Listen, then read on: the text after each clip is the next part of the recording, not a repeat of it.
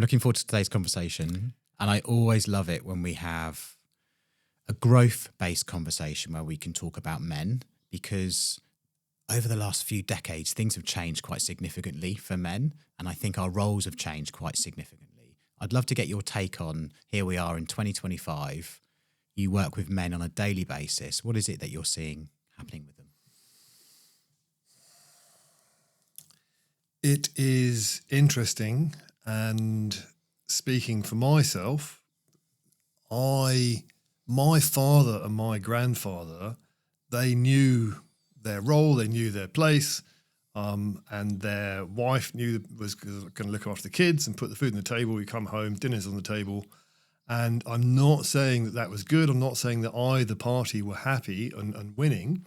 However, they knew where they stood. And now women are running companies, women are running countries, women are capable. No one can say they aren't able to do that. And then it's a question of, okay, so where do I fit in? And it's made possibly more complicated by women wanting men to be sensitive and wanting at the same time them to be sort of brave and strong. And so there's a bit of a duality and uncertainty. And one of the big issues is a lack of role models. So, yeah, who were your male role models when you were growing up? And then who are your male role models now? And they don't need to be perfect, but just who are you looking up to and wishing to emulate in different parts of them? Yeah, interesting question. Because look, I of course looked up to my father, but I also saw some very strong and very good traits and some traits that I also would never copy. So I think my relationship with my dad was more around, I've always been quite an observant person, so therefore I will watch and observe and, work out who I am, and based on those. And I was probably unconscious of doing that when I was 7, 8, 9, 10 years old. But certainly the parts when I looked up at him were, he worked incredibly hard. He worked incredibly long hours. He was definitely determined, focused. He took on responsibility and accountability to provide for the family. And when I had my wedding speech, I said, I praised him for that. I said, thank you, because you provided. My mum always said he provided for the family. The parts where I am probably more like my mum is far more around the empathy, understanding, the sensitive side, where I think my dad was quite closed off and is quite closed off emotionally. So I certainly haven't taken on those parts. And there's also quite a lot of behaviours, quite aggressive, those sorts of things, where I've also rejected as a behaviour and just said I will never be like that. I'd never raise my voice in the way that he did all those years ago, and never be, violent in any way in terms of like using his voice and that stuff. And I was like, that I will reject that in its entirety. So I suppose I did look up to my dad, but I was also conscious about what traits I was taking on and what I wasn't taking on. And I grew up in a very small town in Devon. And quite quickly, I just wanted to get out and explore the world, because I probably didn't have many male role models when I was growing up. And like, who did I look up to? Gary Lineker, played for England, and he seemed like, a whiter than white football player, never been given a yellow card or a red card. Like that seemed, but certainly in my actual network, probably no one I really knew. And I don't know if that's common for a lot of young men growing up. It's incredibly common. And yeah, if I got a group of men and I sort of ask, who are your role models? And sort of, sometimes people say, I had a teacher who I looked up to, or a coach, but sort of often the answer is no, just sort of no. One of the things I'm quite big on is conditioning or programming, the same thing. And the science is that up until the age of 6 or 7, my brain was in the theta brainwave state. You've got theta, delta, alpha. And the theta brainwave state is the same or similar to meditation. And I was amazing at learning and soaking in all, walking, talking, all the things, learning. However, did not have discernment. And so just took as real whatever I was told or whatever I was shown. And the problem, as I have been digging into this, is that then when I hit 7, 8 and start to develop some discernment, there is an expression of I don't see what I don't want to see, and I don't hear what I don't want to hear. And so my partner could be having an affair, but I wouldn't see clues because I don't want to see it. And it's sort of, just filtering out. And then if we're at school, we would police ourselves and we'd police each other. And if you were sort of doing stuff that wasn't deemed manly, even though we were young kids, and there's a sort of a hierarchy and a pecking order, and there's a whole bunch of sort of men should. You mentioned your father, the breadwinner. That's a classic one. Should be the breadwinner, should be strong, should be brave, should be, stoic, should not show weakness, should not show emotions. Fear, sort of not fear, anger is the only emotion that is sort of okay to show. And should not be feminine, female, should not be gay. I remember at school, I didn't know what gay was, but that was like the maximum insult. Oh, that's so gay. And should not show weakness is the main one. And the combination of being the lone warrior, being the lone wolf. If I'm a real man, I've got to do it myself. And this comes from Clint Eastwood, James Bond, John Wayne, and Bourne as a newer thing. If I'm a real man, I've got to do it myself. And at school, it was like, shut up, sit down on your desk, just you.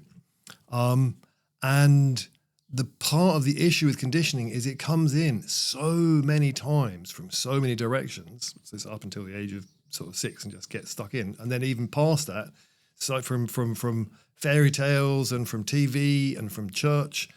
And even though I'm not religious, the society in which we live around sort of intimacy and sort of sex as being dirty, and still we talk about like a dirty weekend when it's just a hangover from the Christian thing. And so being the lone warrior, don't show weakness, just stuff it down, stiff upper lip, walk it off and all that. And boys don't cry is a classic thing. And there's a brutal result of this is that 3/4 of suicides are men, and sadly growing across the various different age ranges. And the classic thing is the bloke just goes and hangs himself. Blokes are quite efficient at killing themselves. It doesn't tend to be a cry of help. But the nasty thing is that you and I could have a friend, Joe, and it's just, and fuck, Joe's killed himself. And we would go, well, I had no idea because Joe never said, I'm struggling here, guys, because of the sort of the just stuff it all down, don't show weakness. And if at school, if we'd have shown, if I had shown weakness, then I go further down the pecking order and I got more people sort of pecking down on me. And yeah, I mean, so from your experience, would showing weakness and vulnerability at school have been a good idea, broad brush? Absolutely not. Yeah. No. You would be picked on, you'd be bullied. You know, as soon as the school playground was a pretty awful place to be as a boy, like, and if you weren't good at like football or good at something or like, you know, yeah, absolutely. Like you would, if you like, I always thought like if someone were slightly more intellectual or, you know, they maybe didn't show physical strength, let's just say they were intellectual, you'd be picked on for that. I mean, you could be picked on and bullied for nearly everything. And that's kind of like an extreme example of just kind of, well, it's not even an extreme example, it's reality, like what it is. I've got 2 boys and Logan's 4 and we've got a newborn who's now 4 or 5 months, and which is delightful, but I'm very concerned about what's going to happen in a few years' time. So what's interesting is that the studies show that in sort of the young kids, boys and girls, they're fine. They run up and they hug and they're friendly and just like sort of, yay, friendly. But when it gets to secondary school, then all of a sudden it's like posturing and sort of, and it can start before, And often, I mean, the bullies have got shit going on at home, and they're sort of lashing out and taking out on other people. But yeah, I mean, I don't know, Lord of the Flies, kids can be really savage, is the truth of it. But we should bring the conversation back, because I think that when my son goes to at this stage, probably up for a few more, everyone's his best friends. Everything's all good. Like they're in a wonderful place. But I think we should pick up on the point you were just talking about in regards to the male suicides, because there's just alarming statistics, right, around male suicides. There's alarming statistics. The fact that it is men. It's been lots of campaigns recently, isn't there, over the last few years of like try and talk to a friend, talk to someone, because it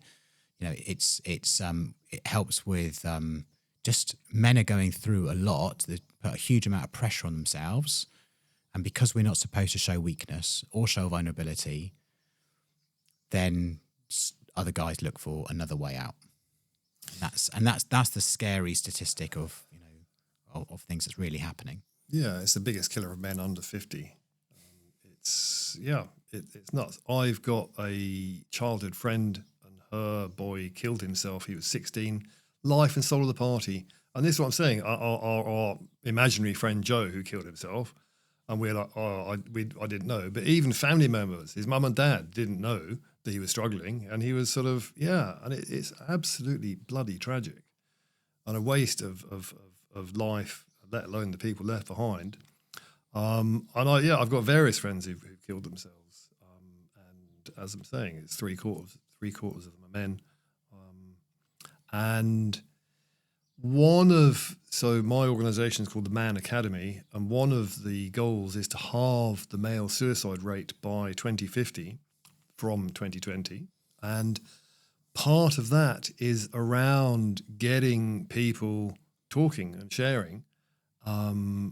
We do men's circles, which is sort of a sharing, and just opening up in a safe, confidential environment. I've been trained by a guy called Kenny DeCruz, and he's been running men's circles for 25 years. He's the agony uncle for the I newspaper. I'm not saying he invented men's circles, but he definitely knows what he's doing. I still attend them. I've been trained by him. I get supervision. And there's a few other ones. There's Andy's Man Club. A Band of Brothers is a charity supporting young men in and around the criminal justice system. So either people on probation or out of prison, or sort of at risk in that sort of environment.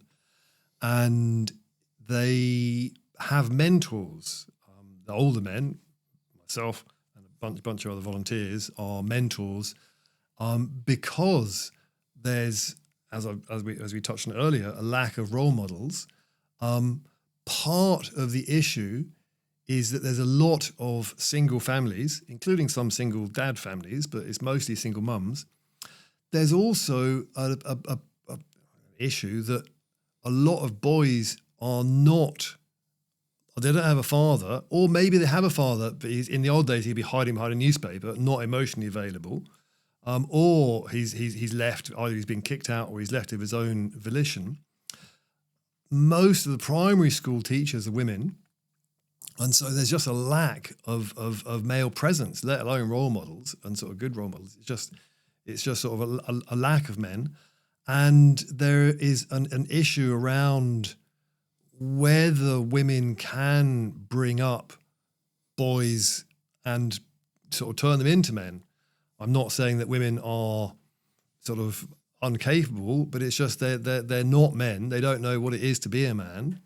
And actually, a lot of women bringing up young boys are sort of reach out for help and sort of say, I've got these boys and I'd like some support, guidance, some men to help here. Like sports teams, for example, you talked about football or whatever, that's a place to find sort of coaches and discipline and camaraderie and skills and cooperation and not having physicality, but not in a nasty way.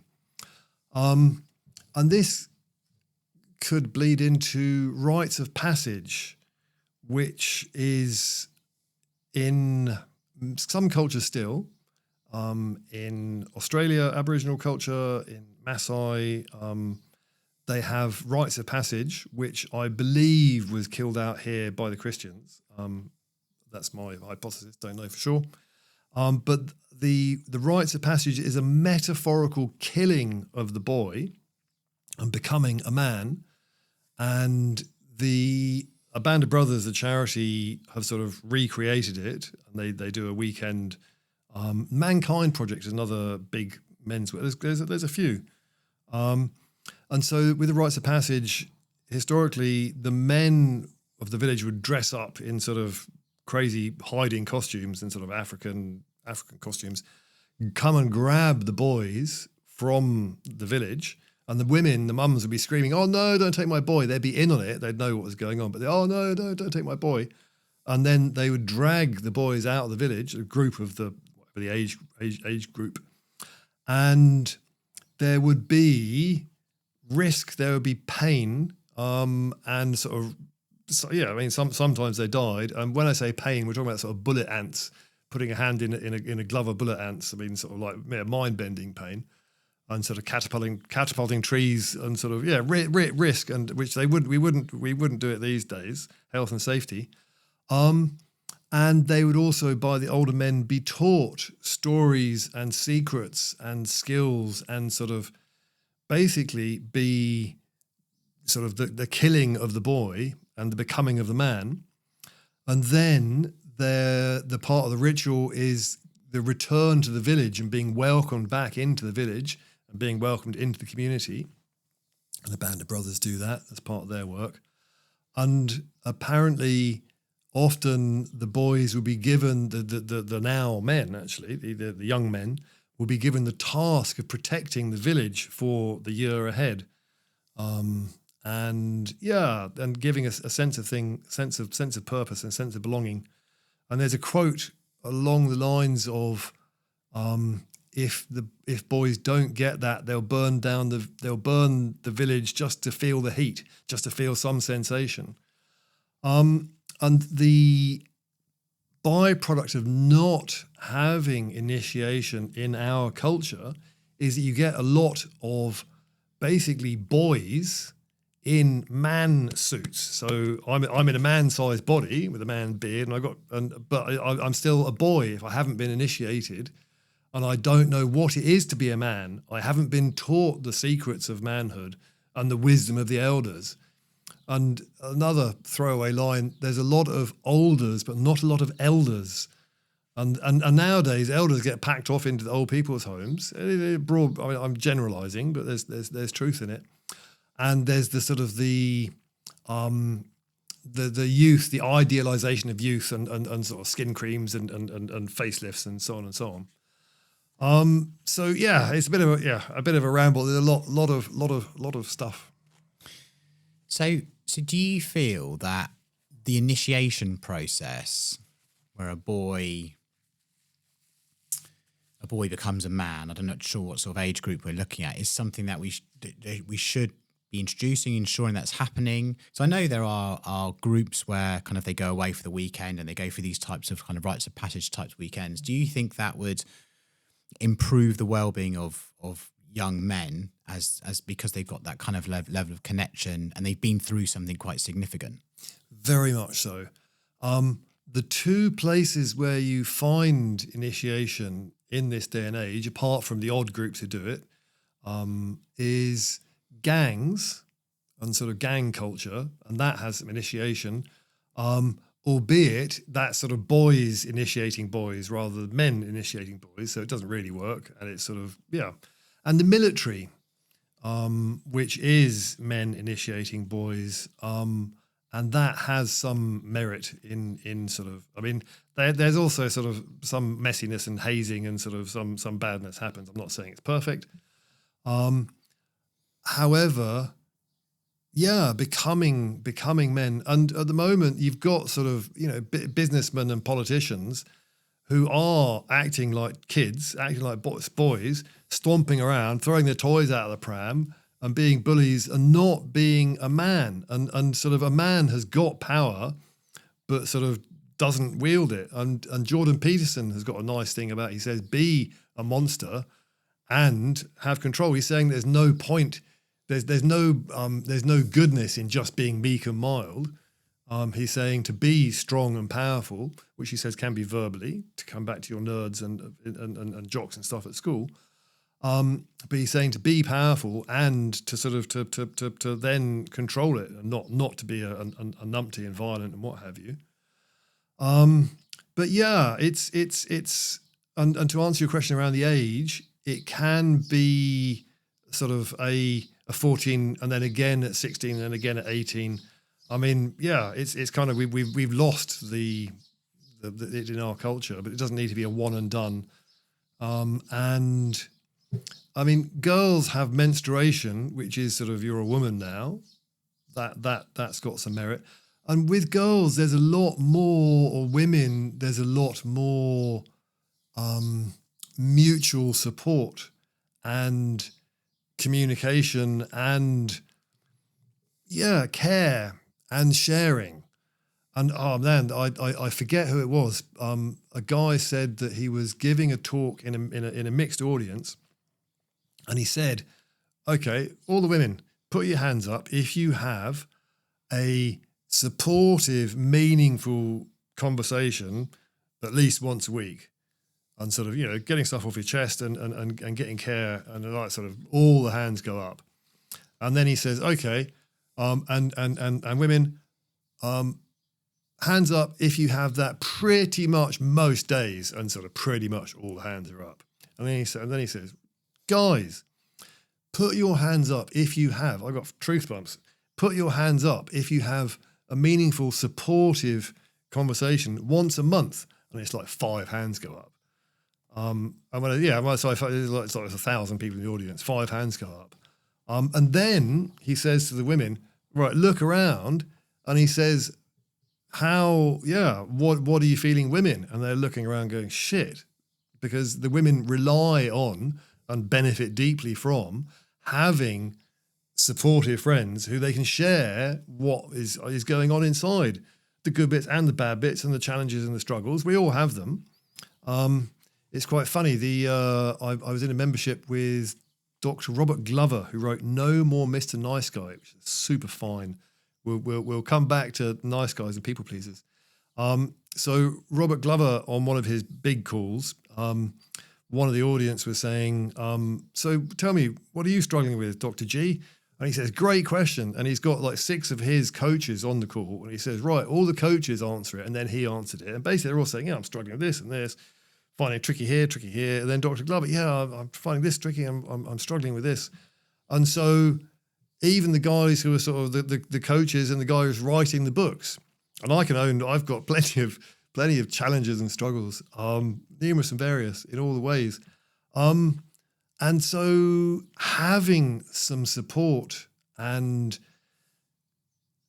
it's also not necessarily that I want you to save me. It's not necessarily I want you to fix me. It's not, I can't pay you to do my push-ups for me, okay? What is nice is just for someone to say, "Shit, man, that sounds pretty tough. I see you. Oh, man, I can't, that's, and it's just, I see you, dude." And it's not, "Oh, they're there, I've got to cuddle you, they're there, I'm going to carry you," sort of. I've got to do the work. I've got to walk. It's my path. It's my life. I'm in charge. I'm in the driving seat. However, coming back to the conversation, and the women have support. They have messages. They have conversations where they're saying, "Yeah, this is tricky. That's tricky," and they get support and help, and they get heard. Whereas with men, they don't, and they think, because of the lone warrior myth, the lone wolf, "I've got to do it myself. I'm a real man. I've got to do it myself." And don't show weakness. Don't show vulnerability. Stuff it all down inside, and whether that leads to heart attack or cancer or suicide. We suffer in silence. Yes. I'm going to give you an example of this. So we had our baby Luca, in January the 6th. Within a 2-3 week period, of course I was on paternity then, so I was fortunate to be at home and be able to be with the baby and mummy. And within that period, let's just say the next month while I was on there, she probably had, I don't know, 15 to 20 visitors, friends, family, all female.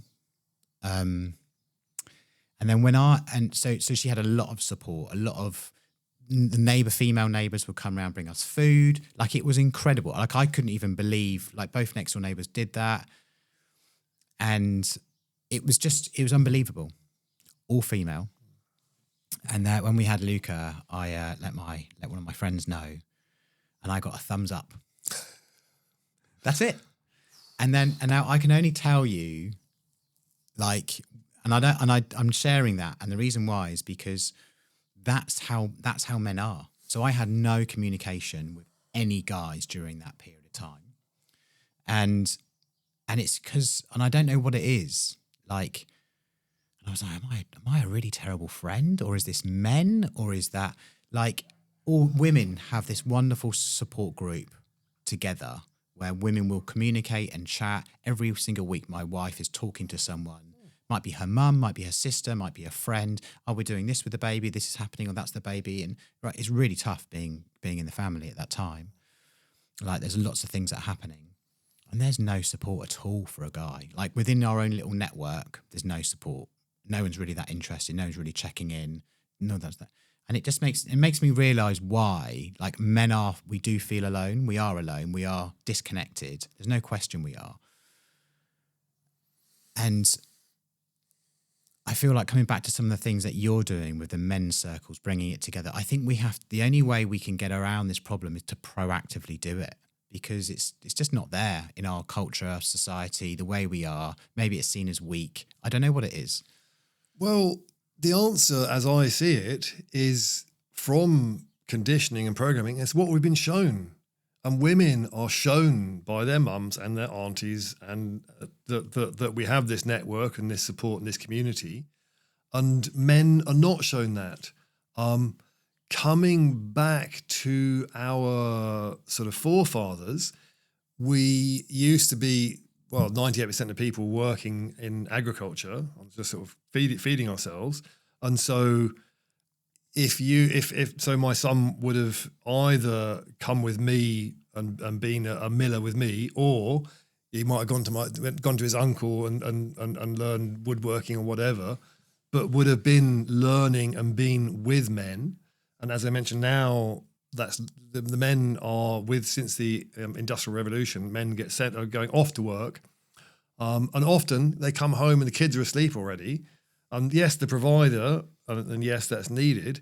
And then if you think back in the day, the husband, the father could provide for a family and 5 kids, and nowadays you need like 2.5 jobs to keep a household together. Separate rabbit hole. And so it's just the culture is that we don't have male support, male communication, male sort of vulnerability and openness and sharing. And so that is what needs to change. Does it go back to something? Obviously, it's because then it goes back to role models. We've never seen it growing up. Like, we don't really see that. Actually, I'd say my granddad's era probably did have it, because he was a builder, go down to the pub every night. Now, that's also got its own issues, but that he would say, well, I'm going there to find work, because we're talking, a lot of years ago. So it's maybe they had something. I never saw it with my dad, other than he played rugby. So therefore he had a group of guys that he was with. Certainly a sports team, gives us a place to channel, aggression and energy, but in kind of a productive environmental way. But you're right, we don't see it. So unless you're proactively and you join a group or you do those sorts of things, you're not really around men. And I wonder, and it comes back to, I was like, why don't I go for a coffee with a mate? And I was thinking about this recently, which is just text him, let's go for a coffee. And I was like, that would be seen as weird. It would be like, they'd be like, well, what do you mean? We'll go for a beer. Someone might go, yeah, I'll go for a beer on a Friday night. And then we all get battered. But if you don't want to do that, like, a beer's kind of seen reasonable, but like, why don't we go for a coffee on Friday at 11? They'd be like, no, mate, I'm working. What are you on about? So like all of those sorts of things, maybe there's ego, or it's a bit like, why are we going? What's the point here? There's just not. And I think about that as well. Like if you're sat in a group of other men, what's the ego saying? Are we the same? Is there a hierarchy? Are we equals? Or I'm stronger than you. You're like, there's just so much ego, and there's aggression, and there's men. Like it's just, how do you find it actually transcend itself into those men's circles? There's a lot of things that have been popping up in that conversation. Totally fine. So the idea of the rugby thing, and it's a sense of belonging and a sense of community, albeit it comes back to beer. It's a very beery culture. Around work is men find belonging at work. However, when they leave work, they lose that friendship circle. It's quite shallow. And this is one of the main issues, is that after a few pints, we might talk about something deeper, but generally it's a very surface level, shallow sort of sports club this, didn't Arsenal do well, or whatever, and sort of, funny weather we're having, and a bit of politics and stuff, but it's generally surface level, shallow stuff. With the men's circles, we're talking about sort of deep and meaningful stuff because there's confidentiality and because the framework is around that. Something else with men when they retire, sadly it's a truism about some men dying when they retire because their sense of purpose, they've been holding it together. You may have experienced when you're ill, when you're on holiday and you've been holding it together, you're on holiday and you get ill, bit of a waste of holiday. My sister-in-law, her father was a very hard worker, and retired, and literally the guy died like after a month or two. And so it's a truism, and it's also a truism of blokes not going to the doctor. And some people do. I'm not saying not saying everybody, but I mean, but it does happen still. And there was something else. Well, let's go back to the feelings part, because what you're talking about in that group setting is that you're actually asking guys to think and to feel. But why aren't we allowed that? Like, because we suppress those feelings. That's why we go for a pint, 2 beers in, you've suppressed your feelings, and maybe you'll talk more, this has happened or whatever. But like, until that point, if I go for that coffee with a friend, I don't think I'm going to go, I'm really struggling, and then put that on someone else. Like when I went through quite severe depression quite a few years ago, I didn't like talking about it to anybody because I was like, I don't want to give that to somebody else to fix.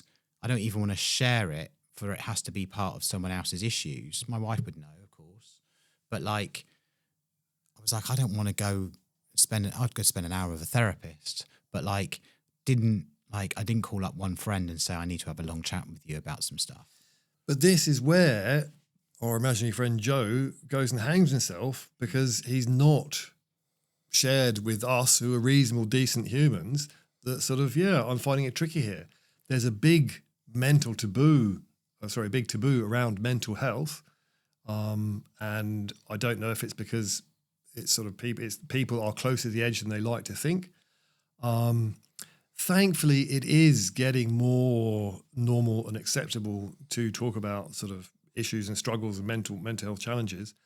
I mean, one of the things with men, it's like sort of, you're right. What's it? Yeah, all right. Yeah, right. It's just a sort of a default. You're right. There's no sort of, actually, how are you? And sort of digging in a bit and taking some time. Well, everyone's always so busy. And that's the whole point, is that conversation never actually goes to the 4 or 5 layers deeper than that. How are you doing?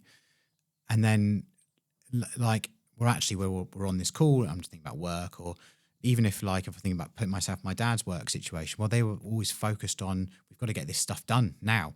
Like, we're all times pressing, targets, all those sorts of things. So even if you're in a working situation, like, you're never going to have that detailed of conversation. The rugby team, they're not going to have that conversation. Like, that's where I feel like people can be struggling, really struggling, but like, there's just no place, no forum, no way. And also, it's just that society. Why didn't I share all those years ago? Like, don't know, felt weird, felt shame. Well, what I heard you say is that you didn't want to burden somebody else. Yeah, very much so. And I heard you say you didn't want them to fix you, which kind of comes back to what I was saying earlier. It's exactly not my job. It's not your job to fix me. It's not your job. You cannot do my push-ups for me. But it's just letting it off, letting it out. I mean, my imagination is that if I'm on the bus and I'm sharing some of my woes with a random stranger on the bus, it's not that, and they say a problem shared is a problem halved. It's not that my half a problem is now lumped on this random stranger. It's just by letting it out, like sort of undoing like the pressure cooker, just sort of releasing some of the pressure. And separately with the Man Academy, letting some pressure, being seen, being witnessed, but also learning some tools and skills and techniques that work to communicate better, to live better. Because at school, my sex ed was don't get pregnant, don't catch disease. Nothing on pleasure, nothing on consent. They didn't teach me about money, what money is, how money works. They didn't teach me about communication, about listening, about sort of fighting fairly, and how to argue and sort of without rah. But actually just sort of, yeah, okay, we're disagreeing, but we can, yeah, let's work it out. And then at the same time, you've got people who have dedicated their lives to distilling wisdom. There's the truth bumps again. Distilling wisdom, like James Clear and BJ Fogg have distilled habits and sort of, and they've got really synthesized, juicy techniques on how to make habits, how to get rid of old habits. And yeah, I mean, BJ Fogg set up the behavioral change department at Stanford University. And this is, you've got to know what you're talking about to be able to work at Stanford, let alone set up a department. And Brené Brown around shame and vulnerability. And she's a scientist, and they're doing it sort of organizedly, and they're standing on the shoulders of giants, and they're sort of, but they're distilling. And so there's these various different tools and wisdoms. And so my vision for the Man Academy is distilling these, and for men to learn together, and to both do the learning together and then implementing together. And the idea is to have a maximum of 3 goals with sort of an over-horizon sort of big goal, and then to have a discussion with a group of men and say, so you're not picking my goal for me, because again, I'm in the driving seat. So I choose my goal. However, I then speak with my group of men and sort of get, not a sign off exactly, but sort of, yeah, are you, is that goal definitely for you? It's not for your family. It's not for society. You want it, and sort of just discussion and blah, blah, blah. And then, okay, how are you going to get there? We could go this way. You could go that way, you know, what different routes. And then you might say, well, Merlin, I went that way a couple of years ago, and it was sort of, this bit was challenging, but sort of it worked. Or you might say, I went that way, and I thought it was very hard work. Don't recommend that way. And then also working out some milestones, and also getting validation or sign off from my compadres for the milestones. And then, because if I might have got a goal around nutrition or around fitness or around my relationship or communication or children, whatever, maximum of 3 goals. And then the idea is to have a group of men who've got the same or similar goal, can then work out the route, and then they can go together and support each other and not be isolated, not be a lone warrior, the lone wolf, but actually travel together.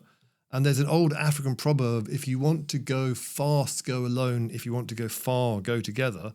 My take is that as men, we can go faster and further by being together and not having this bullshit lone warrior, lone wolf thing. I love that.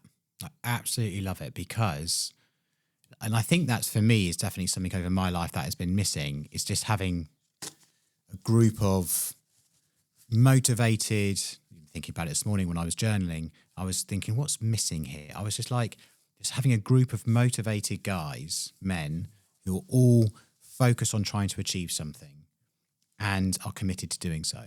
And it's not even, I wouldn't even say it's holding yourself accountable. It's just even just having someone else to do it with, like go on the journey together. The goal part, why do you feel like having the goal is important for us, as maybe it's part of growth, or why is the goal part important? The goal is important because partly for navigation and partly for motivation. Because if I want something, they say that if I've got a big enough why, I can achieve anyhow or do anyhow.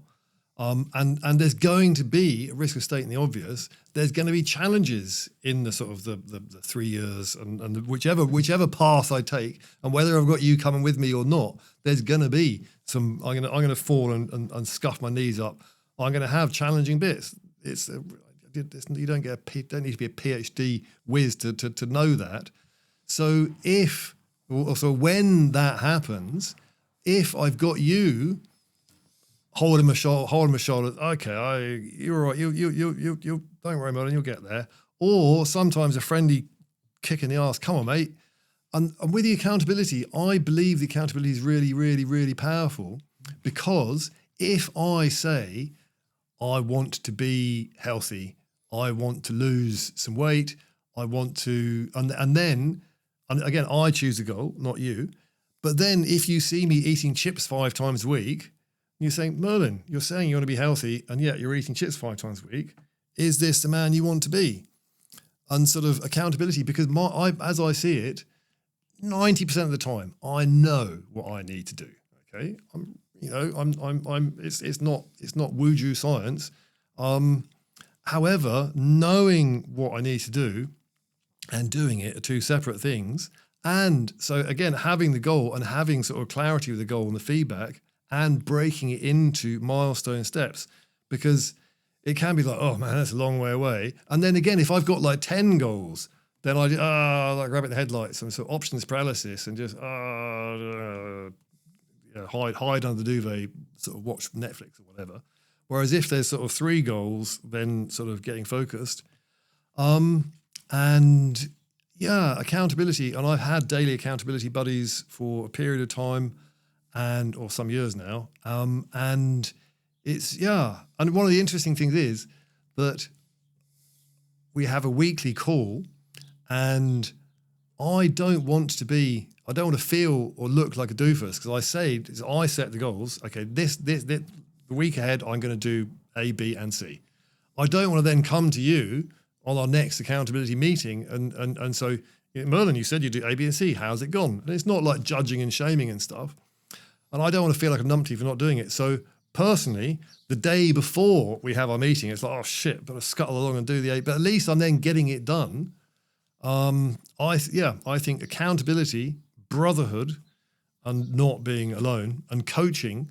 And coaching has got 2 parts. One is the learning the skills that I was mentioning earlier, and also the coaching, the more classic coaching of asking the questions and sort of what's stopping you, how might you do it, and the sort of the digging in coaching and pulling the wisdom out from inside the person. Accountability, brotherhood, and coaching. Accountability, brotherhood, and coaching. Yeah, actually, the way you explained it, like, you're right. Just having someone there, like the brotherhood, as in having other guys there with you trying to achieve X. If they're trying to, lose some weight, doing it together, but also then being accountable, because someone just to pull you up and go, listen, you're not, if that's truly your goal, like you're off track, having that, but also just having it declared, shared. Yeah, I think that's it. Having it shared this is what I'm trying to achieve. Yes. Because what often happens is, right, we have this goal in our mind. I'm not going to drink alcohol for the next 90 days. Then life gets hard 2 weeks in. And then you're like, oh God, so what? Well, no one will know. I'll just have a cheeky beer. And then quickly you're off track completely. There's a few interesting bits in there. One is that there's different levels of accountability. So I can say to myself, I'm not going to drink for 90 days. I can write in my journal, I'm not going to drink for 90 days. I can say to my wife, I'm not going to drink for 30 days. I can say to 100 men, who are not just a random 100 men, but 100 men in my tribe, I can say, I, Merlin, I swear I will not drink alcohol for the next 90 days. And then they go, Ray, because I've chosen it. And yeah, I'm not saying it's going to be easy. And yet I'm human. I slip up on a daily basis. And it's not like it's not about sort of bad murder and shaming and rah-rah or self-shaming. And my vision with the Man Academy, with the maximum of 3 goals, is that there's bound to be people with very similar goals, be it sort of losing weight or running or whatever. And the classic thing with running is that if it's a rainy day, I'll do it tomorrow type of thing. But if you are coming round to my house or I'm meeting you and we're running together, then okay, I might not be keen, but I'm going to do it because I don't want to let you down or let the posse down. And then when I'm out there, I don't do running myself, but when I'm out there, I might get into it and enjoying it and that. So collaboration and doing it together is, I believe, really, really essential, and it builds community. Because I think that's the thing, isn't it? It's community, it's collaboration, doing it. I love that quote that you shared, because you want to go fast, go alone. If you want to go far, go together. Go together. But I believe that it will be both going faster and going farther together, because we're working out a route, because we're getting a plan, because we're learning the skills, and because and then the idea of having this Man Academy community, I am better at some things than you because I've got more experience at it. You are better than me at a bunch of things because you've had more experience, more training, whatever. And so having people who've lost weight before, who know what the challenges are, and then they can support and guide. And one of my other visions for the Man Academy is for it to be open source, like Thunderbird and Firefox web browser, Thunderbird email, which is a sort of collaborative thing where different people around the world are improving it, and then you get version 1.1.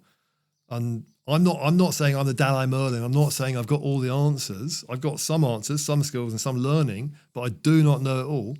Like running, I haven't got Scoobies. And so if I wanted to learn how to running with some people and with the best practice that sort of distill wisdom from the world, and with some support of real people who've done it and they know how to do it, this is not their first rodeo, that is going to both go faster and going to go further, as I see it. Absolutely. I couldn't agree with you more. So let's get into picking those 3 goals. Why did you choose 3? And how do you then, if I've got 10 things I want, why is it better just to focus on the 3? Speaking from painful personal experience, I mean, they say that if you've got more than one goal, you've got none. If I've got 10 goals, it's just very easy to get overwhelmed. It's very easy to get distracted. And I'd take a couple of steps of this thing, and then I'll go take a couple of steps of this one, a couple of steps, and just sort of options paralysis and confusion. I have also ADHD, and sort of there's some, it's tricky getting stuff done at the best of times. There are 3 big buckets. There is health, wealth, and relationships. And then within those buckets, around relationships, there can be sort of with my loved one, and there can be sort of getting better communication, could be better listening, could be better intimacy. If it's health, it could be sort of, getting fitter. I might want to do calisthenics and get some strength, which is very good for longevity. It could be around wanting to run, or it could be wanting to stop smoking or losing weight. There's loads of different subtopics. And so the idea is just to pick 3. And once I have stopped smoking, then that's a win. And then I can choose another one in due course. But it's just, I'm this is the vision for the Man Academy. I'm just wrestling into shape at the moment. It's not running yet. It's coming soon. But yeah, that's the reason for focus. And they say that with the sun, focus is really important. And so they're saying with the sun is super hot, but you can have sun on the table and the table gets warm. But if I've got a magnifying glass and I focus the rays, then it can burn the table presto. So focus is important. And something else that is very important is action. And speaking for myself, I love a good podcast. And it's like, exciting, inspiring, some useful tools and wisdom and what have you. And then ADD, I'm listening to 1.5 speed, and I might be sort of cycling or walking or driving in the woods or driving, and I'm not making notes and stuff. And it's, great. Oh, not like it, great. But if I don't put it into action, it's just sort of, it's nuts. And I have been a workshop junkie and getting workshop highs and courses and reading books, and it's, fantastic, love it, good. But if I don't put it, knowledge is not power unless I put it into action. And a lot of these books, like the No More Mr. Nice Guy I mentioned, Connor's book has got, at the end of each chapter, it's got sort of action steps. Quite a few, and I'm a self-love book I'm reading, and there's sort of, self-love gym, and there's action steps. Do the exercises in the book, or pause and reflect. From Jim Quick, if after 20 minutes, just pausing and reflecting, it goes into long-term memory. But putting stuff into action is essential. Yeah, I definitely have seen that, and I've heard other people talk about that you can just consume podcasts, you can just read books. And funny enough, this is one of the things that Alex Hormozy was talking about.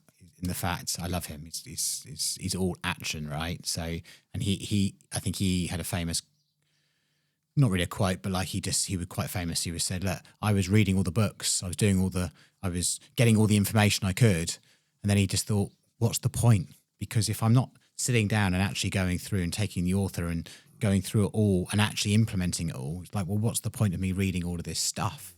Like. So I think he said, so he took one book and was like, right, I'm not going to read any more until I take this book and I fully implement it. And I can't remember which book he said he took, but he said, ultimately, they're all telling you to do the same thing, set a goal, focus on it, et cetera, et cetera. So it's interesting that, this sorts of things is talked about quite broadly. And Alex Hormozy also talking about it too. Well, Hormozy's brilliant. I really, two thumbs up. Good man. And it's choose a mentor or a teacher and then do what they say. And what is it? Tony Robbins says success, it might be from Jim Rohn, success leaves clues. So if I want to make a podcast, find somebody who's good at making podcasts and someone who's made a book or a course on how to make a podcast, and then follow the steps. And also, what Hormozy says is you'll learn a lot by doing it, and you can't learn swimming by a book. You have to actually get in the water and do it. And the same thing with whatever it is you want to run a business or whatever in his world. But unless I actually do it, I'm not going to learn. I'm just going to have paper knowledge or mental knowledge. You can't read how to do a press up. You can only do a press up. So you have to do the thing. There's no, you always got to collide it with reality. I've got this idea for this thing. I want to be fit and healthy. I want to look great. Okay, great. You've got the idea, but then you actually have to do it. And I feel like a lot of people can do things for a short period of time, but like it's actually whatever you want to achieve, add 5 years to it, add 10 years. That's what Hormozy is also talking about. It's like, cool, you found your thing, do it for a decade. Have to do it for that period of time, whatever it is. You don't get in shape quickly. Like it takes time to get into shape and all those things, and have this over expectation of something's going to happen great that's in a month, whether it's your business, whether it's your health, whatever it is. It doesn't transform that quickly. Although you can make a nice positive progression, all the answers are in doing it for a long time and having consistency. Well, the ubiquitous, they say that we underestimate. Well, I underestimate what I can do in a year. No, I overestimate what I can do in a year and underestimate what I can do in 10 years. And compounding is where the sort of long-term thing happens. And if I get like 1% better today and then 1% better tomorrow, it's negligible and 1% better. But then it starts actually sort of getting traction. and with compounding, with consistency. And again, my vision with the Man Academy and the community and the tribe, the collective, is that together I'm setting my goals and metrics and sort of whatever I'm measuring, be it sort of how many push-ups I'm doing or how far I'm running or what my weight is or how many cigarettes or whatever the different topic, the aim is, but actually coming up with some metric that can be measured so that it's clear, am I doing the push-up or am I not doing the push-up? Just keeping it simple. Yeah, I love that. And also because you're keeping it to 3, I often think about this as well, because time, you can try and focus on, quite often, like I might have a few goals that I'm trying to work on at a particular time. I'm like, okay, I've got an hour free. Which goal do I work on? Okay, well, if I walk, it's going to help me with my fat loss. Yes, but if I work, it's going to help me with my podcast. Well, where do I spend that hour? And I often find myself in that. So I've had to try create rules. Okay, well, which one's my priority? Well, my health should be my first. So if I equal that goal, then I get to do that later. But is that right? I don't know. Maybe I need to lean in more to the podcast. But time becomes, where am I going to spend my time then? So if you have 3 goals, I've got an hour. Which goal do I spend it on? So it's actually got to think about being productive. Well, they say that time is the only thing that we've all got equal, and that, I'm longevity and health span and vitality is one of my big things, which exercise and fitness is the secret bullet.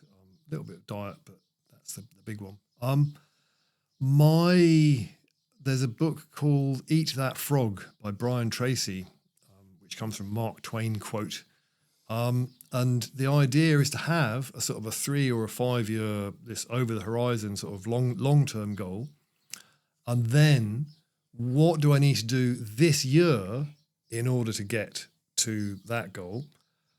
And then what do I need to do in this 6 months to get to this year goal? What do I need to do in this month to get to the 6 month goal? What do I need to do this month? What do I need to do this week? What are my this week's goals to get me, and breaking it down, because it's important to have, as I see it, have a vision for the motivation, for the power, and for the navigation, the direction. But then, like you're saying, I've got an hour, so having it into bite-sized pieces, and then I can see the progress that I'm making. And there's another guy I follow called Dan Sullivan, a strategic coach, very, very good. And he talks about measuring the gain and not the gap, because he says that there's always going to be a gap because the goal is on the horizon. So it's and even when so in 3 years' time, I'll have another goal that's on the horizon still, or over the horizon, and it's hard to measure that, and it's always always a long way away. But if I measure the steps that I've taken, if I look around, I've come quite a long way, and measuring that, he says, is very good. Another one of his wisdoms is who, not how. And so rather, I want to do X, and he's saying, who can I find that can help me do that? Who's an expert in whatever, or who's experienced in whatever, rather than how am I going to do it? Is who can I find to help me do it? And another one, and he's written a couple of books with Benjamin Hardy, who's also very good. Another one of theirs is 10x is easier than 2x. Because if I'm trying to 2x my business, and Grant Cardone does a bit on it, and he says, if I'm trying to 2x my business, then I'm it's a struggle. I'll do more of it and busy. If I'm trying to 10x it, there's a few things. One is I got to laterally think, and I got to think outside the box and and come up with some more creative ways. And another one is that everybody's trying to 2x their business, whereas if I'm trying to 10x it, I'm sort of in an elite or an exclusive or a rare club. And then if I meet you and I'm trying to 10x it, hey dude, that's cool, I'll give you a hand. And other people who are sort of playing at sort of a higher level. There's a whole book, 10x is easier than 2x, recommended. Mm. Yeah, interesting. I think I read that book years ago. But it does make sense though, doesn't it? If you have, I always like the BHAG, the big, hairy, audacious goal. And the reason that's useful is having something that's so big, so audacious, so scary, kind of changes you in some way to think, all right, well, I'm gonna really set myself up for success here. They didn't say a goal you might be able to achieve. Do you think you can achieve that goal? Yeah, I think I can do. I'm comfortable achieving it. You're like, but that doesn't excite you or excite anyone else. You just think, okay, I can have balance and I can get there comfortably. But the big, hairy, audacious goal is something that can excite you. And I think it creates something more in you to find out. You're asking the world, the universe, for bigger, deeper answers. And therefore, somehow you'll be guided towards that BHAG. Well, that's what I talked about, the power. You were saying why the goal? It's for navigation and for power and for purpose and drive. And it's, I want that either and actually, rather than I want £1 million and sort of validation, it's I want to help people, because a lot of people will tend to do more for other people than they will do for themselves, and it's more of a drive to help. And they did the interviewing people on the deathbed in care homes or in respite care, like literally final week or two. And they weren't looking, I wish I'd worked harder. It's all about relationships and sort of service and giving to the world. Let's expand on that, on the regrets. I think about regrets a lot, especially when I meditate and I journal, and I think I put myself in the shoes of me in 20 years' time or 30 years' time. So I'm 44 now, so a 65-year-old man looking back on this moment. What do I wish I would do? Like if someone else is looking at you, giving you advice or screaming, you've got to do this or you've got to do that. What's your future self saying you need to think and focus around? Then I think about regrets. No one wants to get into their 60s, 70s and look back and have regrets. That'd be awful, knowing that, I didn't take the chance, I didn't do this or I didn't do that. What's your feeling around, or your opinion around regrets? Benjamin Hardy is big on future self and the richer the painting of the future self. The future self is different from me. My future self is not this Merlin. And it both pulls you forward and is a navigational thing. Tony Robbins he calls it the rocking chair. And so I'm on my rocking chair, I'm on my dotage, and sort of on my veranda, and sort of looking back, am I happy with what I've done? The classic thing is that people are way, way, way more regretting the things I didn't do, the girl I didn't ask, the business I didn't set up. It's the things I didn't do that I'm going to regret. It's not the things that I did do, the things that I tried. Maybe I tried and failed, but at least I tried it. Like the man in the arena, at least I gave it a go. And something that kind of ties in a little bit with the future self is what would your self in like 20 years time, what advice would they give you now? And you can have a conversation with yourself. There's mirror work and there's different tools, ways to do it, journaling and what have you. And so writing a question and then answer the question from either from your higher self or from your future self and your older self. And but yeah, the short answer with regrets is it's mostly what I didn't try. And yeah, I can own that myself. Yeah, I think if I imagine what it would be like to be the 60, 70-year-old version, looking back right now, all the things you tried, all the things you actually did, you're going to have memories around, you're going to have an experience around, but it will be those things you didn't do. And I think that's one of the biggest motivation, isn't it? One of the biggest things to motivate you is what didn't you do that you'll be regretful for. I have a recurring thought all the time. So one of my biggest loves, the things that I love the most is dance music. And I've been DJing a little bit over the years, but I've never fully DJed, not on a regular basis. And I often think this is that being able to play like the sort of music that I love with a crowd that also loves that music. If I don't get that moment by the time at all to reflect on in my life, I've had it before, but like the way that kind of I think I would deeply regret something there. And it's an interesting thing because like I'm a 44-year-old guy and I'm going to start DJing more. And it's like, and the sort of music I want to play is hard and fast and it's dirty and it's, you know, it's hard techno. I love hard techno and I love hardcore. And it's not really, and I think about that and I'm like, I'm going to probably be a 50-year-old guy playing to a huge audience. That's my goal. And it's like, but if I don't do that, I'm going to always have a regret. And it's interesting because I kind of reflect on myself and go, well, why can't I have that? Does every DJ have to be 18, 19, 20, be younger? Can't I just get younger as I get older? So I've been battling with that with myself for a really long time. And I wanted to share it, declare it on my podcast, which is, you know, it's something that I deeply want. And if I don't do it, I know that will be the thing that I have the biggest regret around because I want that moment. I want it, you know, when I need to have it. I need to have it in my life. Truth bumps, dude.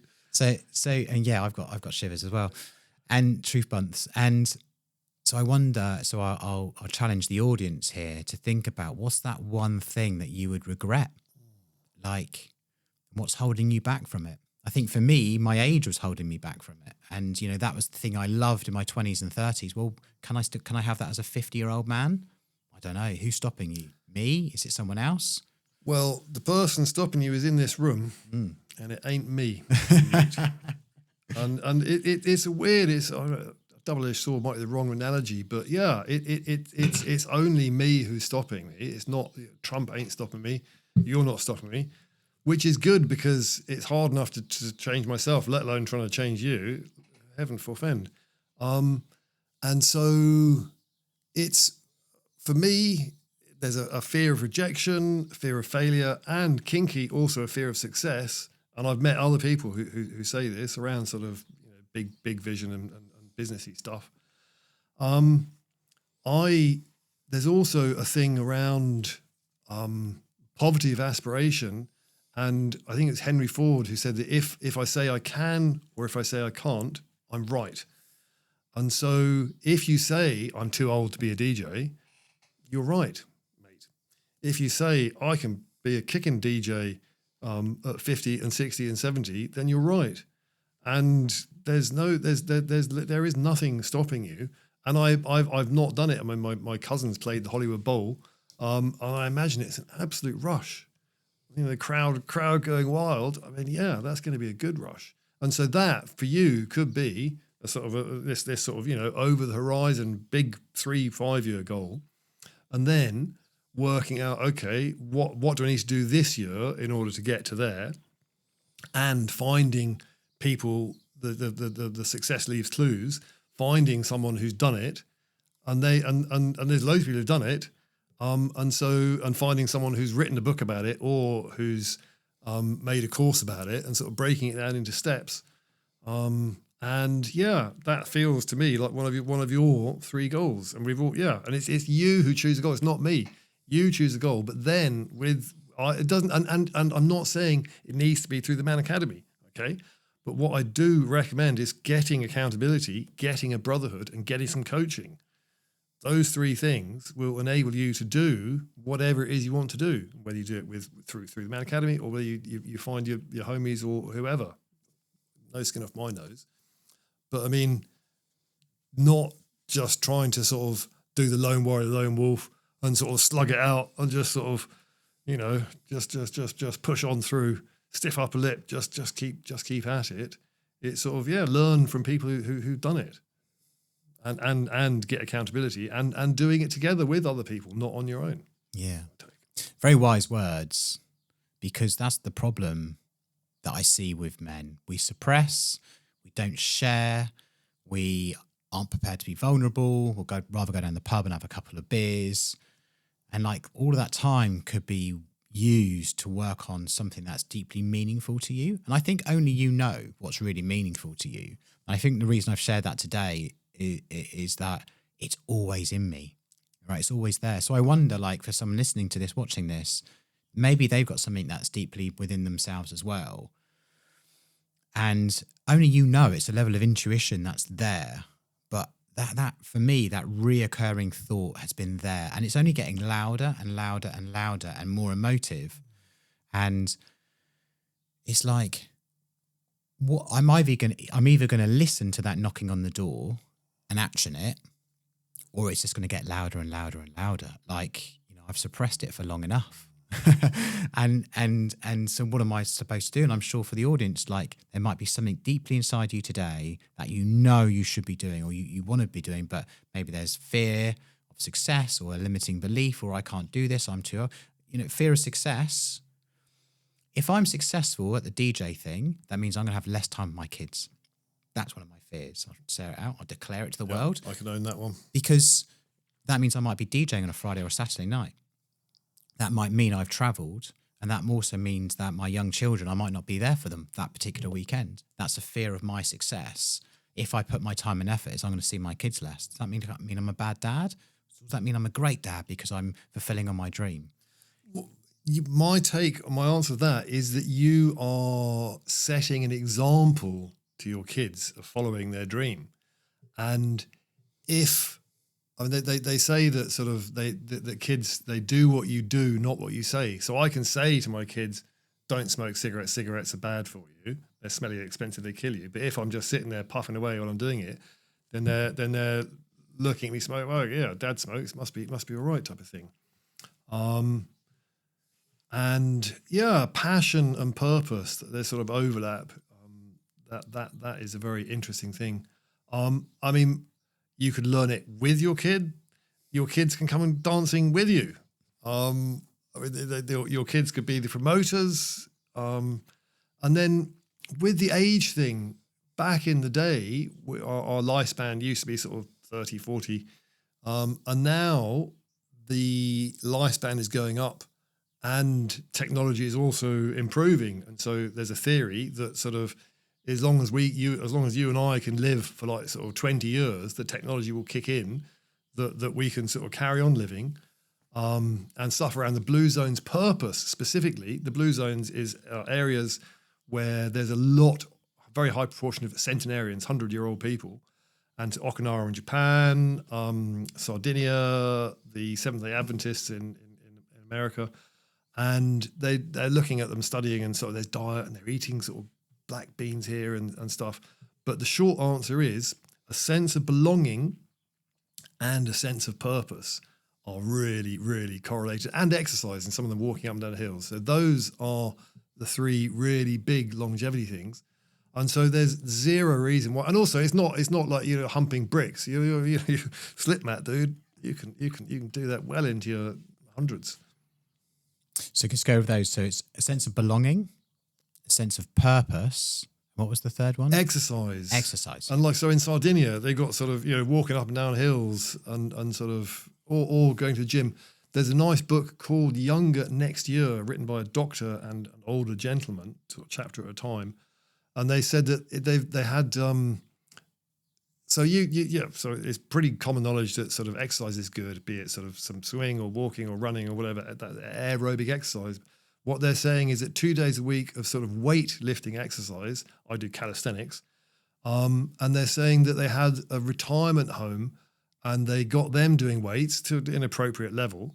And they said that the people who were bedbound were using Zimmer frames. The people who were using Zimmer frames started using sticks. The people who were using sticks were casting away their crutches and walking. And then separately, relatedly with old age, a lot of people fall and break a hip and get an infection and die. And so balance. And so this is why like yoga or Tai Chi and that sort of thing. And you see it with old people. You see sort of stilts on chair legs because they're struggling to get out of the chair. And so if the chair is higher, they can sort of kind of fall out of the chair, fall to standing. And so doing exercise, like sort of muscle exercise, and apparently the world weightlifting record is like 800 kilograms.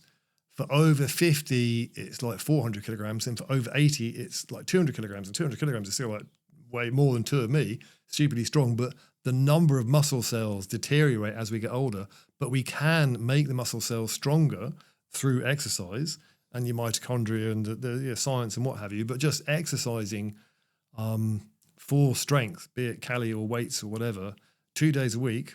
And yeah, there's a whole longevity sort of Dr. Peter Attia. There's a whole Hyman. There's loads of people who there's lots of good resources. Yeah. Well, I think that's, exercise. It's unbelievable to me because I go to the gym early and it shocks me that the gym isn't busier. And I was doing some research a while ago that about 17% of people in the UK have a gym membership, which is about just under 1 in 5. And I don't know whether that was a true stat, but it's kind of some stats I found. When you know that, like, building muscle or just doing resistance training is so good for you, why don't more people do it? And it shocks me that almost that the numbers are so low, and almost feel like, you should be queuing up to get into the gym. Why isn't there more people? But they do say that the heaviest weight is the door. Like, Nice, I like it. Why isn't it completely baffles me as someone who loves training, why more people aren't out there training. If you know the longevity, your health will be better, everything in your life will be better. Mental health as well. Mental health. Oh gosh, it's important. Listen, I've had a couple of days, because of my work schedule, I've been a few days off the gym. I'm not in the same place as I was at the beginning when I had sort of 2 or 3 days training. Quickly it goes, but quickly it comes back again. It's the first thing that you could do to make yourself, feel better, perform better, communicate better for your family, for your friends, whoever. Just be a better person. Go and lift some weights. So I've not been a gym bunny or a gym bro. I forget my boy's massive. He's right into it. It might be from fear and not wanting to look small or being intimidated. And so you go to the gym, you know what you're doing. You're all experts. I don't know how it works. Don't know. And so again, doing it as a posse. So if 4, 6, 10, 20 of us said, okay, we want to get in shape. Let's get a personal trainer. We can split it between us. Let's go to the gym together on a Tuesday evening or whatever the time, whenever it is works for us, or Tuesdays and Wednesdays. And then learning together and holding each other accountable and supporting each other. And with the coaching thing, working out what are the blocks, what are the mental blocks, because there are reasons, there's reasons.